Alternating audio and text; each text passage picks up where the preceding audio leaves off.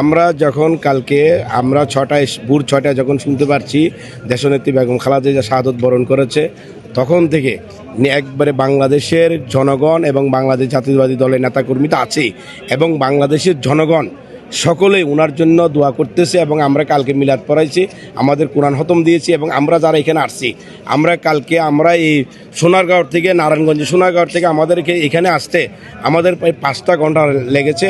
আর ওইদিকে মানুষের স্রোত আপনি ঢাকা শহরে দেখেন, বাংলাদেশের এই আজকে যে সংসদ ভবন, এই সংসদ ভবনের আশেপাশে এখন কটা বাজে, এখন অবস্থা দেখেন মানুষের, এবং সকলেই দোয়া করতেছে দেশনেত্রী বেগম খালেদা জিয়া যেন আল্লাহ বেহেশত নসিব করে, ওনাকে যেন আল্লাহ বেহেশত নসিব করে, ওনার যে সম্মানটুক উনি প্রাপ্য সেটা মহান রাব্বুল আলামিন দিয়েছে এবং ইনশাল্লাহ পাবে।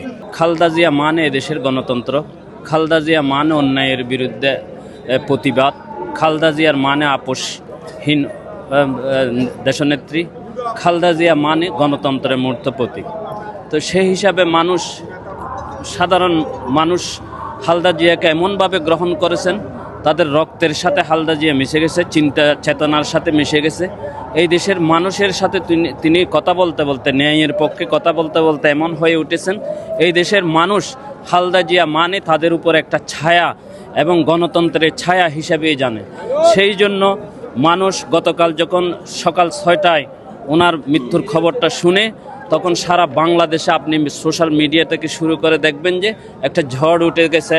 কেউ কান্না করতেছে, কেউ তার প্রতি সহানুভূতি দেখাচ্ছে, কেউ পরিবারের প্রতি সহানুভূতি দেখাচ্ছে। এক বিষাদময় পরিবেশ সৃষ্টি হয়েছে। আমাদের নেত্রী আজকে দেখেন, আজ মৃত্যুর খবর শোনার পরে দল মত নির্বিশেষে সব লোকজন আজকে ঢাকাতে মানিক মিউ এভিনিউতে সবাই একত্র হচ্ছে। এখানে আমাদের নেত্রী জানা যায় শরীক হওয়ার জন্যে। আজকে যদি বলে যে আমাদের নেত্রী সর্বোচ্চ নির্যাতিত, ত্যাগী, আমাদের নেত্রী মতন চিন্তা করতে হবে, আমাদের 1000 বছরে এরকম নির্যাতিত ত্যাগী নেত্রী আমরা পাবো না। আজকে আমার মা নেত্রী হারালাম, আমাদের অনেক কষ্ট ব্যথা। আজকে আল্লাহর মাল আল্লাহ নিয়ে নিতে, আল্লাহ তাকে জান্নাতবাসী করুক, এই দোয়া করি।